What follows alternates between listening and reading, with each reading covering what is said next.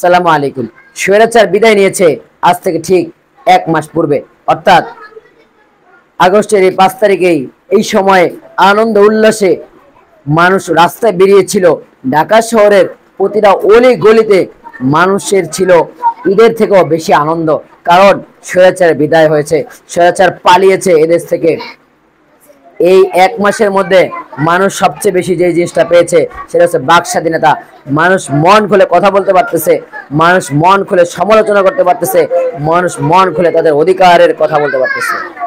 আর এই যে প্রশাসনে যারা ছিল, এরা কিছু বললেই জনগণের টুটি চিপে ধরতো। এই প্রশাসনও অনেকটাই নিষ্ক্রিয় হয়ে পড়েছে। সুতরাং ইনশাআল্লাহ আস্তে আস্তে আমাদের এই দেশ পরিবর্তন হবে।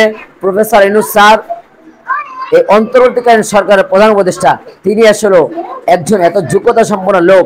তিনি আসলে কথা বলেন কম, কাজ করেন বেশি। এই বেশি কাজের মাধ্যমে তিনি বাংলাদেশকে বিশ্বের দরবারে অনেক উঁচু হিসাবে প্রতিষ্ঠা করবেন বলে আমরা আশা রাখি, এবং এই সরকারকে আমরা সকলেই সহযোগিতা করব।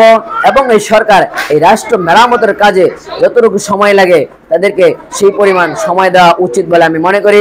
প্রত্যেকটা রাজনৈতিক দল এই সরকারকে সহযোগিতা করা উচিত, এবং এই সরকারকে তারা নির্বাচনের জন্য প্রেশার না দিয়ে বরং রাষ্ট্র সংস্কারের যে সমস্ত কাজগুলো তিনি হাতে নিয়েছেন প্রত্যেকটা কাজে তাকে সহযোগিতা করতে হবে।